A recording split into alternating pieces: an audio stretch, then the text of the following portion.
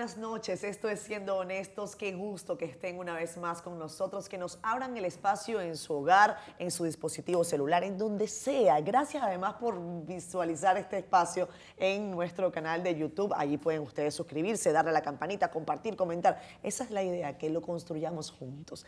Esta noche tengo el gusto y el tremendo honor de presentar a un viejo amigo, muy mediático, más antes que ahora, y ya van a saber ustedes por qué. Se trata del abogado Carlos Pimentel, de Villaconsuelo para el Mundo. Carlos, ¿cómo estás? Muy bien, muy bien. Muchas gracias por la invitación y qué bueno poder conversar desde este espacio para todos los dominicanos y las dominicanas que seguramente están en sintonía. Gracias, Carlos. Gracias por tomarte un poco de tu tiempo. Yo sé que hay una agenda apretada. Sé que desde la Dirección General de Compras y Contrataciones Públicas se está haciendo un trabajo denso. Y quiero que hablemos un poco de eso, pero antes de arrancar con materia dura, hoy estamos transmitiéndolo los domingos a las 10 de la noche por CDN Canal 37, y me gusta que arranquemos por un poco de historia. El año 76 que tú naciste, un año convulso, 20 de enero, ahí en Villaconsuelo. Ilústrame un poco, porque yo no tuve la dicha de conocer a tu padre, pero me han hablado particularmente bien de él Sí. y de su trabajo. Claro que sí, y bueno, que nos llena de orgullo y de honor su legado. Pues yo vengo de una familia de padres profesionales. Mi papá sociólogo, fallecido hace 7 años. Mi madre es física, de hecho la primera mujer física de la República Dominicana, que fue maestra de la Universidad Autónoma de Santo Domingo durante toda su vida. Hoy está ya jubilada. Venimos de una familia humilde, donde tuvimos carencias materiales, ciertamente, pero que fueron suplidas por una formación de muchos valores, de muchos principios, y sobre todo donde hubo mucho esfuerzo para que nosotros tuviéramos lo mejor desde la perspectiva de la formación académica. Nosotros somos 4 hermanos, yo soy el segundo. Tú eres el segundo. Soy el segundo. Y bueno, ese es un poco mis antecedentes, ese mi origen. El origen. Sí. El origen ahí en las calles de Villaconsuelo. Carlos, ese origen humilde, yo quiero que hablemos con visión estratégica de futuro. Porque cuando uno ve a un funcionario, uno casi siempre se va a eso, al origen, de dónde viene, por qué tiene esta historia o qué quiere compartirme con su historia, con sus acciones. Tú ahora eres responsable de la Dirección de Compras y Contrataciones Públicas, que es una de las entidades quizás a las que se le ha puesto mayor atención, no solamente en esta administración, sino en los últimos años. Desde la orientación familiar, ¿qué hizo que tú tuvieses una inquietud específica hacia el uso correcto de los recursos, hacia el control de control no, hacia más bien la eliminación de la corrupción, hacia... ¿Qué despertó en ti ese interés? Bueno, desde muy joven estuve vinculado a distintas organizaciones sociales, Sí. siempre vinculada al tema de protección de derechos humanos, al tema de promover la participación de la ciudadanía. Siempre estuvo muy sentado en la formación de la casa, de ese derecho que tiene la ciudadanía y ese derecho que tiene el pueblo de reivindicar para poder construir mejores condiciones de vida. Eso siempre estuvo desde muy joven en la formación y la participación en los distintos espacios que tuvimos, como en la Unión de Pioneros Dominicanos. Temprano nos vinculamos al movimiento estudiantil. Sí. Empezamos a hacer vida de activismo social combinada con nuestra formación en derecho, con una tendencia a temas del sistema interamericano de protección de los derechos humanos. Y eso fue lo que yo vi en mi casa. En mi casa vi siempre la apertura. En mi casa la biblioteca de la casa era la biblioteca del barrio. Las consultas de los muchachos del barrio era en mi casa, donde estaba mi madre profesora, mi papá profesor, y además una persona abanderada de que los jóvenes estudien, que los jóvenes se formen.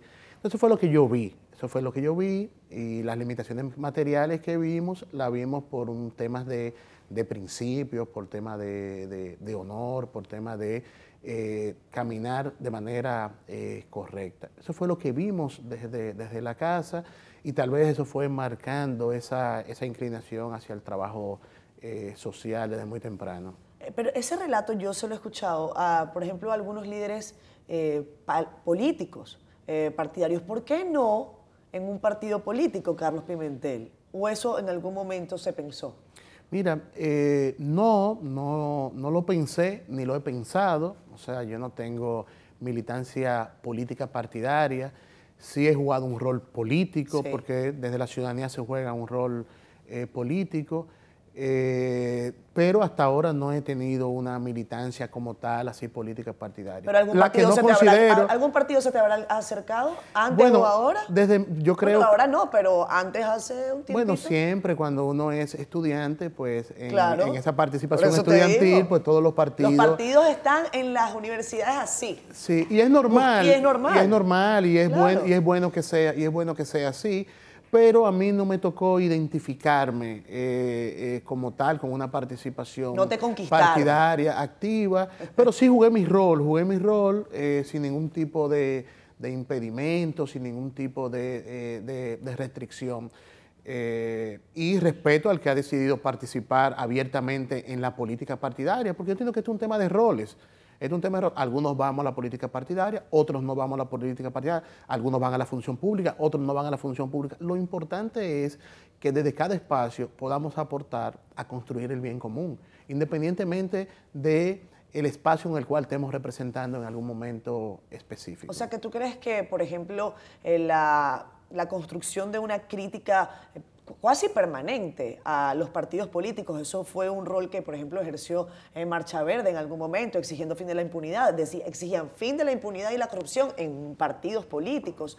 ¿No crees tú que eso era un discurso antipolítica y que podía de alguna manera menoscabar la democracia? Te lo pregunto porque eso es un debate del que se ha hablado. Un debate muy interesante, y yo creo que no, que era todo lo contrario, era un discurso con un contenido altamente político. Era un discurso desde la ciudadanía que estaba demandando y sigue demandando que los recursos públicos sean administrados correctamente y que la administración de los recursos de manera correcta sirvan para garantizar el derecho de la gente, y sobre todo con una amplitud que te está diciendo, mira, es que el tema de la corrupción, esto no es un tema de partido, esto no es un tema ideológico, esto no es un tema de derecha o izquierda, esto es un tema de que el control de los recursos públicos se debe ejercer para poder garantizar la vida digna de la gente. Para mí, la bandera que levantó Marcha Verde tenía un alto componente político. Ahora, lo importante fue que logramos preservar en ese momento de que ese componente político no tuviera una concepción partidaria, y por eso fuimos muy claros con las conversaciones con los partidos políticos en su momento. Esto es un movimiento, y fue un movimiento estrictamente de participación de la ciudadanía, y eso es muy importante. Bueno, los partidos al final tienen su rol, son los que participan en elecciones, son los que presentan candidaturas, diputados, alcaldes, senadores, presidentes, y los partidos es el medio para acceder al poder, para representar al pueblo, no a través de los movimientos sociales, pero los movimientos sociales juegan el rol de enmarcar cuál es la aspiración de la ciudadanía. Y eso fue lo que hizo Marcha Verde, enmarcó y dijo, en esta sociedad avanzar hacia poner límites a la corrupción, poner límites a la impunidad, hizo que los candidatos se comprometieran con esa agenda, y que hoy día es una agenda prioritaria en la sociedad dominicana, y eso se hizo desde los movimientos sociales, y yo creo que eso es muy importante. En algún momento incluso se debatió que los partidos se peleaban por llegar primero a las manifestaciones de Marcha Verde. ¿Quién llegaba primero para estar de primerito en la tarima y salir en la foto? Yo me imagino que ustedes tuvieron esa conversación. Sí, claro, pero también hay que decir que con todos los partidos hablamos en distintas oportunidades y se les decía, mira, ustedes pueden participar porque nosotros no tenemos una llave de la calle, estamos en la calle manifestándonos, pero sí le pedimos que no levanten banderas partidarias al interior de Marcha Verde, porque tenemos diferencias políticas, podemos tener diferencias ideológicas, podemos tener diferencias de concepción. Aquí lo que nos está uniendo es una bandera de lucha contra la corrupción y lucha contra la impunidad. Todo el que esté de acuerdo en esa agenda puede venir, pero no levantar agendas distintas. Pero ven acá. Ahí cuando tú estabas en ese movimiento, tú no veías a gente que te pasaba por el lado y tú decías, ¿en serio? ¿De verdad esta gente está acá pidiendo fin de impunidad y corrupción? ¿De verdad tengo que marchar al lado de este señor? Sí, claro que sí. Nos pasó en más de una ocasión, pero también estábamos claros que nosotros estábamos en las calles y que las calles son de la ciudadanía y la ciudadanía tiene derecho a manifestarse. Nosotros no estábamos en un espacio privado que pudiéramos tener en la puerta un control de honestidad, de tú puedes entrar y no puedes entrar. Pero lo bueno de eso es que cuando eso pasaba, la misma gente lo identificaba y la misma gente le ponía rostro y la misma gente sacaba su consigna, porque era una expresión de pueblo y algunos se fueron distanciando de las distintas actividades que se fueron enarbolando durante casi un año. Carlos, cuando vamos a comerciales, cuando regresemos, hablemos de la responsabilidad de la función pública. Claro. Y de ese, yo no sé si llamarlo peso o vuelo en tu función actualmente. Bueno, yo Lo te voy a vemos decir ahora. de qué trata. Lo vemos ahora, al regreso.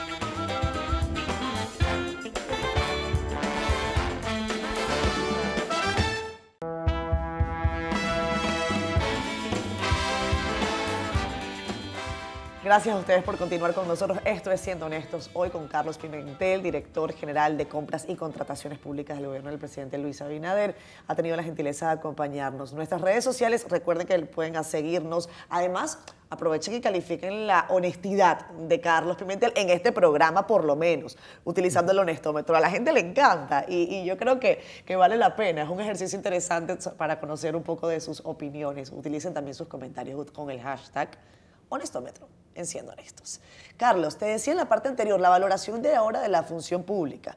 Si tú lo consideras que se te puso un peso, ¿cómo se dio esa conversación con el presidente Abinader en la que, imagino yo, te solicitó que te incorporaras a su administración? Sí. Bueno, lo primero que debo decir es que no estaba en mis planes ir a la función pública, ni ir a la administración pública, no estaba dentro de mi agenda. Se me planteó primero si estaba dispuesto a asumir un puesto en la administración pública.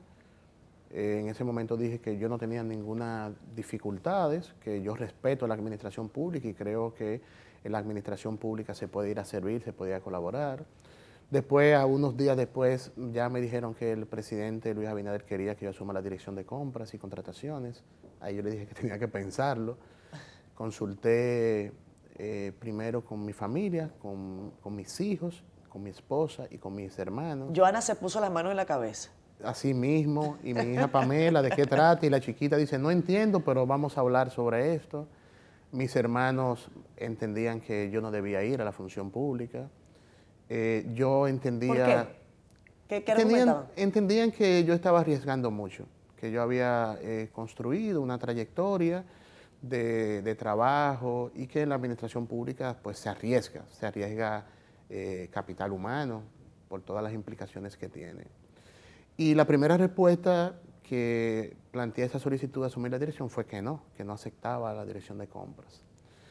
Después de eso, pues me plantearon que si lo podía pensar, si podía todavía, que si existía esa posibilidad. A todas estas, tú no habías hablado con el presidente. Todavía no había hablado directamente con él. Pero... Eso se habló después de la victoria de agosto. Sí, claro. Eso fue después ya siendo presidente. O sea, no fue un compromiso de campaña, no, para nada. Eso. Ni siquiera conocí al presidente Luis Abinader. Okay. En una ocasión tuve solamente una reunión con él en algo de nosotros en el tema de observación electoral y él siendo candidato. Pues después que había dicho que no, pasaron unos días, me visitó doña Milagro Ortiz Bosch y me dijo, Carlos, una persona como tú es importante que vaya a la función pública, tú tienes mucho que aportar. Y yo le dije, déjeme pensarlo de nuevo. Y entonces hice una consulta al Consejo Nacional de Participación Ciudadana. ¿Por qué hice esa consulta? Para mí era muy importante que no se entendiera que yo había dado un paso de oportunismo. Porque yo, siendo director de Participación Ciudadana, habiendo dirigido, coordinado la observación electoral y pasar a la función pública, a mí no si el Consejo entendía que no era prudente, yo no asumía la función, esa es la verdad. Pero ahí todo el mundo coincidió con las siguientes palabras. Bueno, nosotros estaríamos perdiendo un buen director, pero el país estaría ganando un funcionario como tú. Tú has dado mucho a esta institución durante 15 años, ve a la función pública y sigue aportando. Esa fue la palabra en términos generales, ese fue el consenso. Y en función de eso, pues yo pedí visitar al presidente Luis Abinader. fui al hotel donde él se encontraba, antes de tomar posesión el 16 de agosto, ahí nos reunimos, le planteé que le agradecía la distinción de considerarme para esa función, que estaba dispuesto a aceptarlo y que sí, para mí era muy importante poder conformar mi equipo de trabajo. Mi equipo de trabajo que esté integrado por personas con las competencias y con valores afines a los nuestros. Y en ese momento me dijo que sí, que forme el equipo como yo lo entienda, que no va a haber ningún tipo de injerencia, ningún tipo de pedimento, y que él lo que esperaba era que esa dirección funcione de acuerdo al marco normativo. Y bueno, en esas condiciones, pues acepto asumir la dirección de contrataciones, y ahí me dijo, bueno, pues en los próximos días lo voy a anunciar en los famosos decretos. Exacto. Y algunos días después, pues lo anunció. Esa es la realidad, esa es la verdad de los hechos. No estaba en mi agenda y era la función pública. No por nada malo, porque yo respeto y he respetado siempre la administración pública. Incluso no es la primera vez que estoy en la administración pública. Yo estuve en la administración pública desde el año 2001 al año 2005, en la Procuraduría General de la República, en el Departamento de Prevención de la Corrupción, siendo su director el doctor Jesús Félix Jiménez y después siendo el magistrado Octavio Lister, siendo procurador Virgilio Bello Rosa, Víctor Céspedes y después Francisco Domínguez Brito. O sea, yo salgo de la administración pública, voy a la sociedad civil, voy al mundo académico, además durante 9 años fui profesor del Instituto Tecnológico de las Américas también, que es un empleo público. O sea, el empleo público siempre lo hemos respetado. Y bajo esas condiciones, pues asumimos esta responsabilidad. Tú me dijiste lo que tú le pediste al presidente, pero no me dijiste lo que el presidente te pidió a ti. No, no me pidió nada realmente. Solamente me concedió de que iba a asumir esas funciones. ¿No te manifestó que tenía alguna expectativa? Que se cumpla lo que está establecido en las disposiciones normativas y que confiaba en mi capacidad, en mi independencia para poder desarrollar mis tareas y que iba a contar con todo el apoyo para esos fines. Y es lo que he recibido hasta ahora, esa es la verdad. Esa es la verdad. He recibido todo el apoyo para poder cumplir con las disposiciones que establece la Ley 340 desde la Dirección de Contrataciones Públicas. Tú te juramentaste ante el ministro de Hacienda. Es correcto. Si no me equivoco.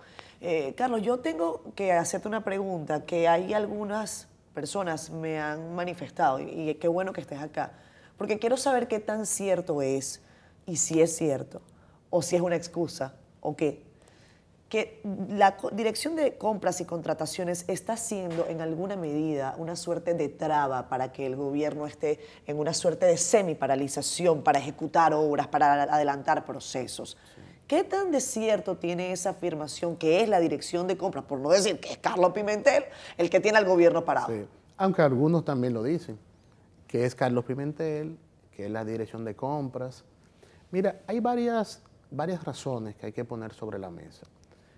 Lo primero es que debemos decir que cuando llegamos a la función pública encontramos varios nudos legales, 400 escuelas, 15 hospitales y alrededor de 5 obras viales que habían excedido en más de un 25% la ejecución presupuestaria y que la ley dice que no puede haber ejecución de más del 25%. Eso no tiene solución en el marco de la Ley 340. Tuvimos que elaborar un proyecto de ley que fue aprobado en el Congreso para terminar las obras inconclusas. Pero también hay que decir que llegamos a una pandemia y que hubo que resolver cómo se iba a comprar vacunas y que la Ley 340 no permitía que el Estado Dominicano adquiriera vacunas. Y tuvimos que buscar e ir al Congreso para buscar una disposición normativa que nos permita comprar vacunas para vacunar la población. Pero también hay que decir que en el gobierno del Partido de la Liberación Dominicana, la Ley de Compras y Contrataciones se violaba de manera olímpica, porque la Contraloría General de la República fue parte del problema, porque la Contraloría se inventó una dispensa que todavía en la Ley 1007 yo no la he encontrado. Pero además hay que decir que el Partido de la Liberación Dominicana también entregaba los códigos SNIP, que es los códigos de inversión, entregaba un código SNIP a 3 y 4 obras. O sea, que los mecanismos de control, de prevención, de eficiencia del Estado no funcionaron. Y ahora cuando tú tratas de llevar todo eso a la legalidad y todo esto para que pueda funcionar el engranaje del Estado Dominicano, pues ciertamente devolver la institucionalidad del país tiene su costo. Pero también hay que decir que la ley de compra y contrataciones tiene algunas debilidades y por eso nosotros planteamos al país desde el principio que había que modificar la ley. Pero parece que como que no hay interés Y hay o la siento como dormida. Hay un anteproyecto de ley que está elaborado, que tiene amplio consenso y que va próximamente para el Congreso. Va próximamente para el Congreso y vamos a tener una ley de compras y contrataciones. Mientras tanto, también el apoyo y el acompañamiento a los funcionarios públicos para implementar la ley, garantizando la transparencia y los controles y siendo más eficiente. Pero también hay que dar algunos datos que pueden ayudar a poner en su justa dimensión el juicio de que el Estado no está funcionando. El Estado dominicano tiene actualmente entre 250 y 300 procesos de contrataciones diarios. Se incrementó en un 33% el nivel de oferta de participación en los procesos de contratación. Antes, cuando participaban 5 oferentes, hoy participan 15. Antes, cuando participaban 20, hoy participan 60. Entonces, eso también lleva a adecuar las unidades de compra, porque no es lo mismo administrar un proceso amañado, un proceso dirigido, o un proceso con 3 oferentes, que un proceso donde tú tienes 40 oferentes. Pero también hay que decir que el registro de proveedores del Estado se ha incrementado en más de 13,000 proveedores nuevos. Pero también que hemos avanzado en la descentralización y democratización de las compras. Entonces, hay un conjunto de factores que inciden en el marco de la organización del sistema que puede ser que se vea mucho más, que se vea más lento. Pero la realidad es que estamos afianzando la institucionalidad del país. ¿Tú crees que es el precio que hay que pagar? Y no, yo lo que creo es que las disposiciones normativas que están ahí se deben hacer cumplir. Y yo lo que creo también es que debemos devolverle la confianza al sistema y debemos tener un órgano rector que no haga silencio. Un órgano rector que ante recursos jerárquicos no haga silencio, porque ahí nosotros encontramos más de 200 casos pendientes, fueron fallados todos. Y todos los recursos que hemos recibido, todas las medidas cautelares, todas las investigaciones, todas han tenido resultados. Entonces, el del asfalto caliente, ¿no? Claro que sí. El asfalto caliente fue entregado al Ministerio Público. Pero hasta allí, no pero fue entregado al Ministerio Público porque entendimos que ya el caso del asfalto se salía del ámbito de la Dirección de Compras y Contrataciones, porque vimos indicios de tipo penal. Entonces, cuando hay cuestiones que tienen indicios de tipo penal, lo que hemos hecho y haremos siempre es entregárselo al Ministerio Público. Y en el caso del senador Victoria Yep, según lo que hasta ahora has podido revisar y tu dirección, ¿consideras que hay elementos penales o han advertido ustedes, de acuerdo a esta investigación, que hay elementos de carácter penal para motivar una solicitud de investigación en el Ministerio Público? Mira, hasta ahora, el informe que presentamos esta semana, pues establece... Oportuna tu visita, no lo habíamos planeado así. Sí, pero establece que ciertamente el senador contrató con el Estado, estando en el régimen de incompatibilidad. Es cierto que fue bajo modalidades de compras menores y compras debajo del umbral, pero no importa, contrató con el Estado y estaba bajo el régimen de prohibición. Eso es con la empresa Dronena. Así es, en la cual él tiene más del 99% de las acciones, porque la composición accionaria es de una empresa que está constituida en Islas Vírgenes, en la cual él tiene acciones. La Dronelia es una empresa de él y por eso se procedió a suspender el registro de proveedores. ¿Por qué no se le había suspendido antes? Porque al senador le habíamos suspendido ya 3 registros de proveedores. ¿Por qué no se le había suspendido el registro de Dronelia? Porque en Dronelia no parecía él como persona natural, como accionista. Apareció una empresa.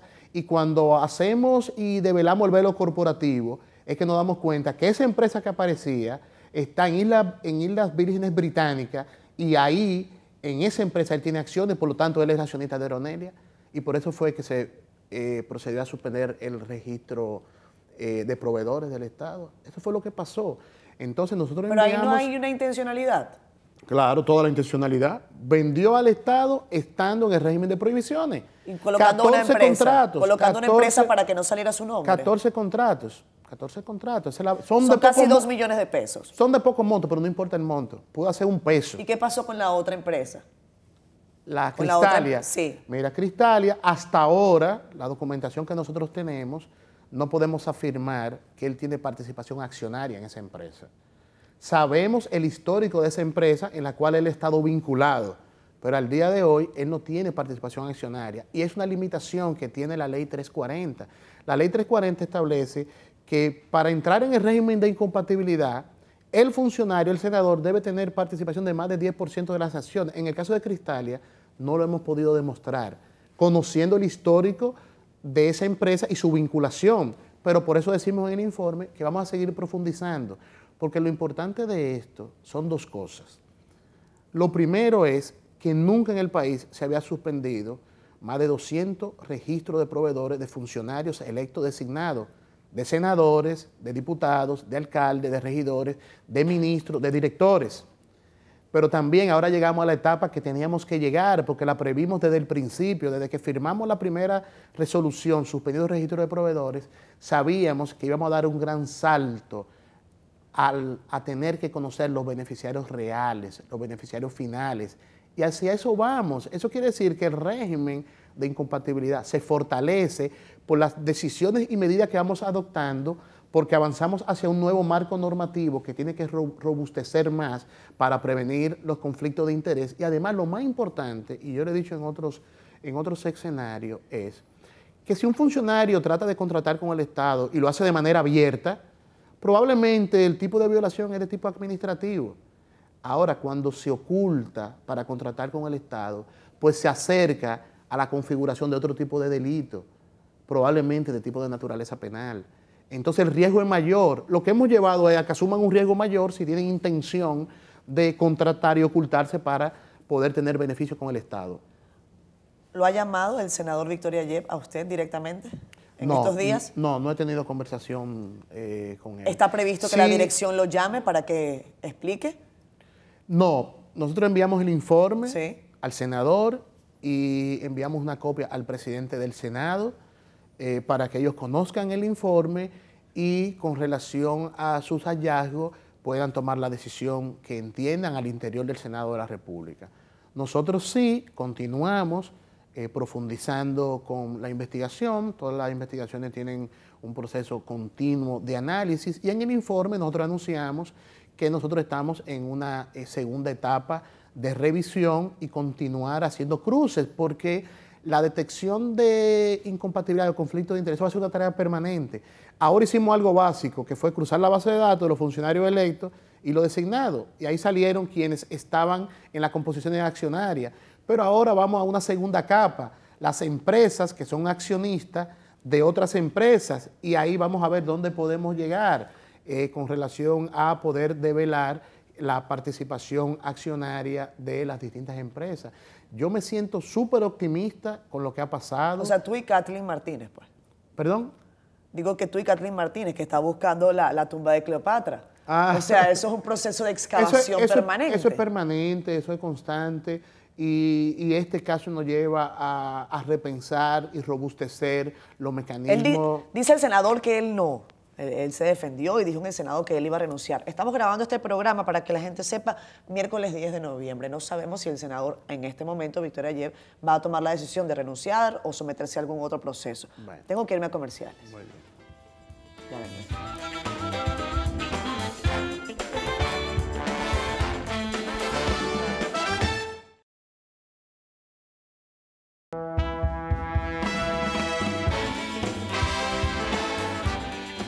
Regresamos con más Esto es Siendo Honestos. Gracias a ustedes por el favor de su sintonía y también por seguirnos en nuestro canal de YouTube. Siendo Honestos, déjennos sus comentarios, compartan, hagan lo que quieran. Este canal es de ustedes. Y además recuerden que tenemos el Honestómetro hoy con Carlos Pimentel, director de Compras y Contrataciones. Exigir el cumplimiento de la ley casi siempre es odioso para los que la incumplen, pero tiene un costo para el que lo exige. Y yo quiero preguntarte sobre ese particular. Esa solicitud, esa exigencia permanente de que se cumpla la ley, esa exigencia permanente de que la corrupción deje de ser una característica de nuestro país y de nuestros países, ¿ha tenido un costo personal para ti?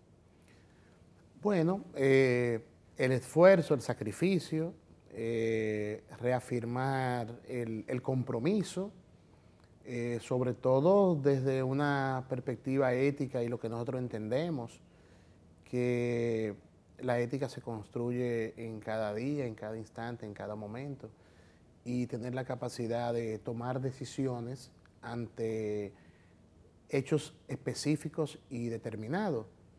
Y ciertamente tiene un costo, y el costo que tiene es tú poder tener la entereza de tomar decisiones que afectan intereses no solo políticos, porque muchas veces nos quedamos del lado únicamente de los intereses políticos o de las violaciones o no de los funcionarios públicos, sino intereses económicos. Intereses económicos, porque en el sistema de contrataciones el Estado contrata y participa en un encargado de compra, la comisión de compra, los peritos, pero también están los proveedores. Proveedores algunos que históricamente han estado acostumbrados al desorden, a la falta de legalidad, y por qué no, que se han alimentado de la corrupción y están ahí y son capaces de impulsar cualquier tipo de campaña, porque cumplir la ley les es odioso, porque antes lo hacían más fácil, porque antes sus adjudicaciones eran seguras. Entonces, asumir la responsabilidad de aportar a fortalecer el sistema de contrataciones, pues tiene una multiplicidad de actores que en algún momento pues tú puedes afectar sus intereses. Ya vimos los políticos, los económicos, o por qué no, tú verte en campañas de la extorsión, de la industria de la extorsión, o de la manipulación, o de la mentira, que tú solamente la ves en las redes, pero por suerte la inteligencia nos ayuda a saber qué hay detrás de todo eso. ¿A ti te han extorsionado recientemente? No, no he recibido... ¿Amenazas? No, tampoco. Ni me he sentido amenazado, ni he sentido miedo, ni he sentido nada. Me he sentido muy tranquilo, muy a gusto. Ha sido una experiencia enriquecedora. Y hasta ahora, pues nosotros vamos a seguir cumpliendo nuestro deber, vamos a seguir cumpliendo nuestras funciones. Y como hemos señalado, silencio administrativo no va a haber nunca. Mientras estemos ahí, toda medida cautelar, todo recurso, toda investigación va a tener decisiones siempre apegada al debido proceso, en los tiempos prudentes, oportunos, pero cuando esté listo. No seré parte de agendas de manipulación, ni política, ni económica, ni mediática, sino que voy a tratar de actuar con toda la prudencia, con toda la objetividad, y siempre va a haber decisiones. Carlos, te decía en la pregunta sobre esa odiosa cualidad que nos han querido achacar y que nos achacamos. Y yo creo que no ha sido de manera gratuita. Estoy convencida de que es así. El expresidente Leonel Fernández, incluso recuerdo, escribió un artículo en alguna oportunidad sobre cómo la corrupción era prácticamente, no era prácticamente propia, ¿no? Era como una construcción desde la lógica de nuestra identidad, de nuestra historia. Sí, que no estoy muy de acuerdo con eso. Eso te iba a preguntar. El tema ¿Tú crees que el dominicano es corrupto? No, bajo ninguna circunstancia. Y donde yo estoy, que se utiliza el juicio de que todos somos corruptos, yo no lo acepto, porque no es cierto. Aquí no todos somos corruptos. Ni todos los políticos son corruptos. Ni todos los políticos, ni todos los ciudadanos son corruptos. Aquí hay millones de hombres y mujeres que se levantan todos los días a trabajar. Y hay miles de hombres y mujeres que van todos los días a servir de la administración pública. Aquí son 2 o 3 que han ido a enriquecerse a la administración pública. No solamente funcionarios, agentes privados, porque la corrupción necesita la participación pública y privada, un corrupto y un corruptor. Eso tenemos que decirlo siempre, que la corrupción tiene participación de esas 2 variables. Y no es cierto. Aquí todos no somos corruptos. Claro, siempre hay una tendencia de tratar de igualarnos a todos, porque cuando nos igualan a todos es como que entonces nada es nada. Exacto. Incluso algunos tratan de medir la corrupción de cuál es mayor o menor y se quedan en la discusión, no, pero tú fuiste más, tú fuiste menos. Entonces yo no entro en ese detalle. En esa escala. El que cometió una violación... O sea, para mí no hay escalas de corrupción, corrupto es corrupto. No, el que se llevó 1 peso y 10 millones es lo mismo. Es lo mismo. Entonces, Eso hay que tenerlo sobre Pero la mesa. ahí es bueno que uno te consulte sobre algo, Carlos. ¿En dónde empieza la corrupción? ¿Dónde empieza a trabajarse en la reconfiguración de una sociedad que puede haberse permeado de ese mal ejemplo? O bueno, ¿de dónde viene? ¿Dónde nace? Hay gente que dice, no, es que si los de arriba son corruptos, pues entonces todo el mundo tiene el ejemplo de la corrupción. Mira, y hay quien dice lo contrario, hay quien dice, pues la cosa empieza abajo. sí, es una reflexión muy interesante, muy interesante. Y lo primero que tenemos que decir es que en todos los países hay corrupción, mucha o poca. Lo que no existe en todos los países son niveles de impunidad. Y lo que no existe en todos los países es el funcionamiento de una institucionalidad al servicio de la corrupción para garantizar impunidad sobre la base de las complicidades, que eso fue lo que tuvimos en el país. Una Cámara de Cuentas cómplice de la corrupción, una Procuraduría cómplice de la corrupción, una Contraloría cómplice de la corrupción. O sea, eso no pasa en todos los países. Que la complicidad se organiza institucionalmente para garantizar impunidad, para depredar el erario público. Ahora, corrupción existe en todas partes, mucha o poca, lo importante es sancionarla. Sus orígenes va a depender de la perspectiva que lo enfoquemos, pero en una sociedad donde hay una inversión de valores, donde vale más el tener que el ser, donde existe una descomposición de los valores desde el núcleo, desde la familia, desde nuestras relaciones cotidianas en el barrio, en el sector, en la escuela, donde cada vez hay un bombardeo a la juventud de la necesidad de acumular, de la necesidad de tener bienes, de la necesidad de enriquecerse y sobre todo la necesidad de hacerlo rápido. Desde ahí se va configurando y desde que se establece que la vía, que un medio para enriquecerse es a través de llegar o asaltar el presupuesto público, pues entonces se van generando esas condiciones, pero también se van profundizando aún más cuando aquellos que tienen y despiertan interés por la política se convencen que para participar en la política hay que tener dinero. Hay que tener dinero porque una senaduría cuesta, una diputación cuesta, una alcaldía cuesta, ser regidor cuesta. Entonces, si tiene aspiraciones políticas, entonces sabes que tiene que acumular para poder participar. Entonces ahí se va desconfigurando lo que es verdaderamente lo que debe ser esa participación y esa competencia electoral. O sea, son muchos factores.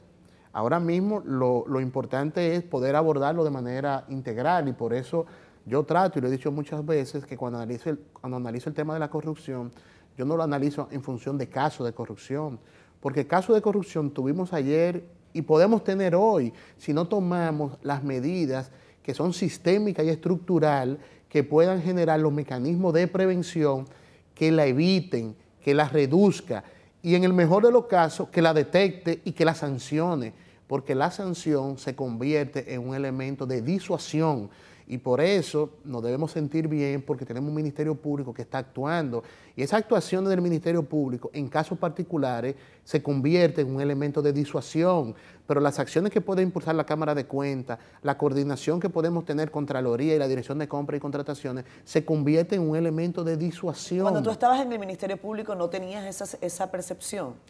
Bueno, hay que decir... Tú estabas en la dirección de, recuérdame el nombre porque sí, es importante. En la Dirección de Persecución de la Corrupción, se llamaba en ese momento. Cuando tú trabajabas que es lo que allí, hoy ¿no se peca. podían hacer este tipo de cosas? Bueno, hay que decir primero que hace 20 años que estuve ahí. No, claro, y sin llegué duda. Y estaba tenía ahí. 20 y pico de años, era sí, un muchacho, pero bueno, la función estaba. Ahí estuve como encargado del programa de ética pública y tenía la responsabilidad de acompañar las comisiones de ética y después fui director de la división Sí, pero yo no te digo en el accionar, yo te digo en el espíritu. Uno sabe cuando uno está en una institución en donde hay una animosidad de perseguir un fin determinado. Sí, ahí lo sentí, lo tuve, pero también pude ver las barreras institucionales para lograrlo.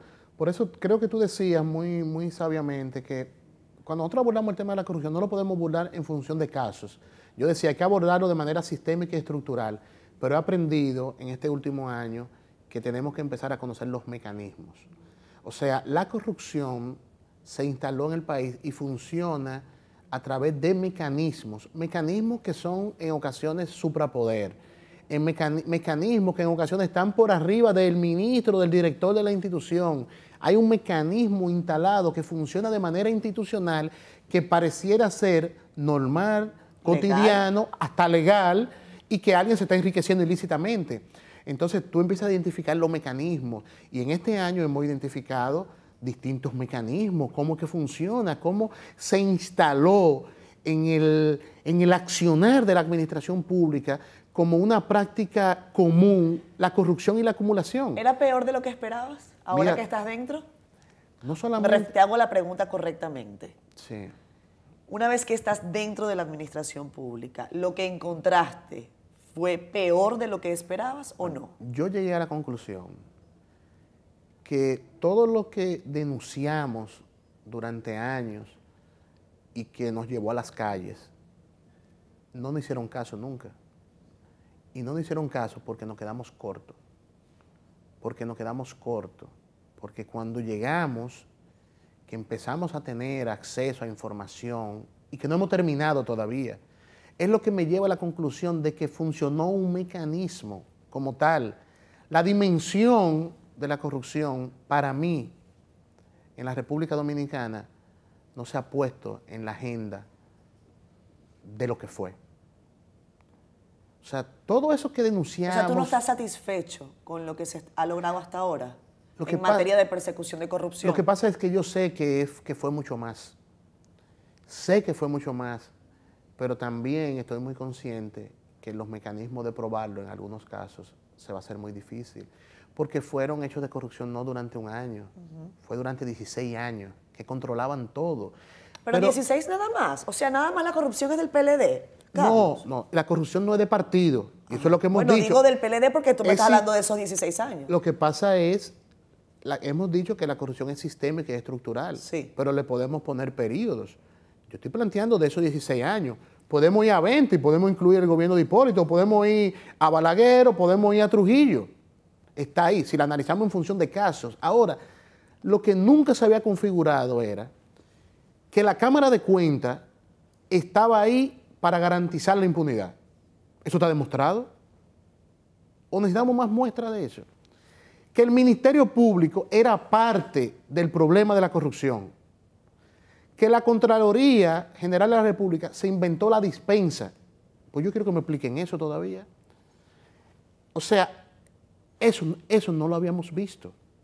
Habíamos tenido casos de corrupción desde el surgimiento de la República hasta ahora, y hoy tenemos casos de corrupción. Porque casos vamos a tener. Ahora, lo que tenemos que tener es los mecanismos institucionales para que lo detecten, lo prevengan y lo sancionen. A eso que tenemos que apostar. Y yo creo que en esa dirección hay pasos importantes.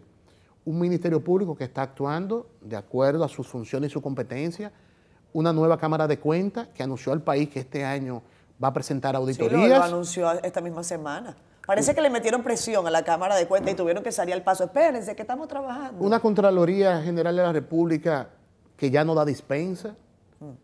O sea, Carlos, hay pasos importantes. y hay un paso que yo tengo que dar, porque si no el productor me saca la cabeza. Tengo que ir a la pausa. Ya vengo con más. Venimos en Siendo Honestos.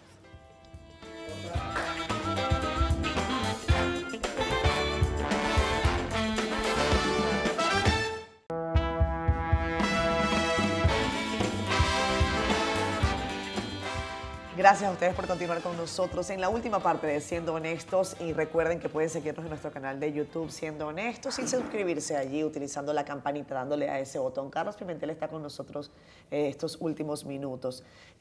Carlos, cuéntame una cosa, porque bueno, hemos hablado desde la perspectiva más transversal, me parece a mí, sobre la corrupción, hablando sobre el trabajo que ustedes están haciendo, me has dicho sobre tus expectativas en este gobierno. Cuando pasan las horas y estás sumergido en esta cantidad de trabajo, quiero que me digas qué está ocurriendo también en tu casa, porque a veces se nos pierden los funcionarios desde la dimensión humana. Y a mí me gusta que este espacio tenga un poco de eso. Desdibujamos, independientemente de que nos resulten graciosos o no, los que tienen este quehacer público. ¿Qué pasa en casa? ¿Están reclamando a papá tus 3 niños? Sí, mira, niños y ya no tan niños. Gracias por la pregunta, porque tuve como costumbre, porque eso lo viví en mi casa también, que la hora de almuerzo era importante comer en familia, y es importante. Lamentablemente, desde el 17 de agosto, creo que he ido a comer a la casa como 3 ocasiones, porque el ritmo no permite ir. Pero lo hemos sustituido entonces por unas cenas en familia. Eh, y ellos van, vamos a decir, disfrutando el camino, van entendiendo que tenemos otras funciones, que tenemos otras responsabilidades. Como lo hemos educado, ellos preguntan todo y le damos respuesta a todo. Ellos dan seguimiento a las cosas que hacemos, le dan seguimiento a nuestro trabajo. Hay que decir que ha sido difícil porque durante este año también no solamente todo lo que hemos asumido, sino que lo hemos asumido en el marco de una pandemia. Y mientras estuvimos en todo ese desarrollo de nuestro trabajo, ellos también estuvieron cogiendo sus clases virtuales. Y eso, bueno, nos cambió la vida a todos. Tratamos de preservar nuestro ritmo como familia. Nosotros no tenemos, vamos a decir, mayores niveles de acompañamiento. Nosotros estamos tranquilos, nosotros estamos solos, salimos, nos divertimos, vamos al campo, vamos a la playa. Me soplaron, así se dice en Venezuela. Aquí se dice me soplaron, Sí, sí, sí. sí, también. Yo hago las preguntas porque a veces tengo mi referencia de mi país, obviamente. Sí, me soplaron que tú eres como un abanderado del turismo local. Es correcto. Y saco tiempo para eso y para hacerlo en familia, para ¿Cuál carreterear es un poquito. tu lugar favorito? A mí me gusta mucho la zona de montaña, Ok. ciertamente. Constanza, pero bueno, me gusta la playa también. Ay, sí. Me gusta conocer mi país. Recientemente hicimos un viaje muy interesante en familia. Hicimos un recorrido en la zona fronteriza. Tuvimos en Montecristi, en El Morro. Fuimos a Dajabón, fuimos a la frontera con Haití para que los niños no estén de espalda a una realidad, y es que compartimos una isla con otro país. Fuimos allá al Monumento de la Restauración para que ellos sepan que ahí nació la patria, y no solamente porque la puedan ver en una clase de historia, sino que puedan estar ahí Claro. en el monumento. Y sí, siempre sacamos tiempo para eso. Tenemos un espacio en el campo también de compartir en familia, y tratamos de cuidar los sábados.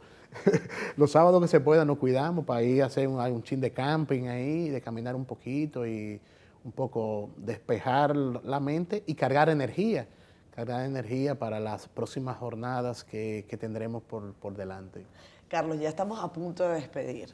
Y yo no quiero dejar de preguntarte algo que tenía como aquí en mente desde hace mucho rato, y es que, y esto nos pasa también a los periodistas, cuando uno está en la búsqueda de la verdad y va buscando papeles y va tratando de entender qué hay detrás de lo aparente, uno tiene que ser particularmente cuidadoso porque detrás de un nombre no solamente hay una historia, una moral, una familia. En todos estos años en los que tú has trabajado en la lucha contra la corrupción, ¿en algún momento tú sientes que has elaborado tal vez algún juicio equivocado sobre una persona cuya honra estaba siendo lacerada? O sea, ¿tú sientes que te has equivocado con relación a la función de alguien? Sí. Es bueno a veces hacer ese mea Claro. culpa. Mira, pienso que no. He tratado de ser muy cuidadoso, pero los momentos más difíciles de esa búsqueda de información para afirmar algo es cuando te encuentras a alguien que tú conoces, alguien que tú quieres, alguien que está vinculado contigo por alguna razón de familiaridad, Amigos. amigos, y que tú tengas que tomar una decisión porque lo que encontraste lo vincula. Porque no solamente cumple tu función, Claro. sino que tú estás agrietando una relación de amistad, hasta de familiaridad, y esos son momentos de verdaderamente de tomar decisiones, y me ha tocado en varias ocasiones, que cuando llegamos decimos, pero tenemos un amigo, tenemos un familiar, y es el momento de tomar la decisión que hay que tomar, porque por eso te decía ahorita, se afectan intereses, y cuando se afectan intereses te va cerrando puertas, te va cerrando puertas y te va abriendo otras. Casi siempre las que te va abriendo son más grandes y que no son... Por eso te preguntaba no son vistas en lo inmediato. Por eso te Esa hay que dejársela antes al porvenir. Te preguntaba antes eso, si esto había tenido algún costo para ti. Sí. Y efectivamente me has dicho que sí. Sí, va cerrando puertas. ¿Tú te acuerdas cuánto te costaron los pilones que tu papá te hizo comer? Ay, cara, 25 fueron.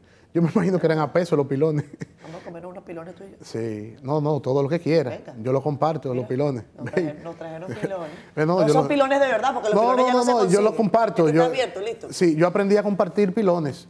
Toca compartir pilón. Sí, ya lo comparto, todo lo comparto. Esto no es un pilón. Oye, señores, que la manufactura de pilones no se consiguen con tanta facilidad. Claro. Te mandé a buscar unos pilones y no los encontré, así que Concho, es que recuerdo de esos pilones. Tuvieron una lección de vida. Una lección de tu padre. Claro. Te hizo cometer todos los pilones porque no quisiste compartir con tu hermana. Así mismo. ¿Cuántos fueron que tuviste que comer? 25 pilones, uno atrás de otro. De ahí en adelante, cuando me decían compartir, se compartía todo. Y tú sabes qué malo tomar agua después de uno comer pilón.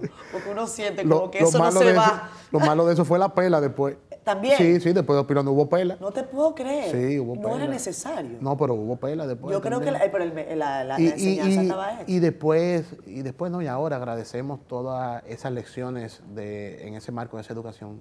Fue dura, pero se agradece. Salud. Adelante. Nos vamos. Hasta el próximo domingo. Cuídense. Esto fue Siendo Honestos, Carlos. Gracias por haber estado Muy con nosotros. amable. Nos vamos con El Dulce del Pilón.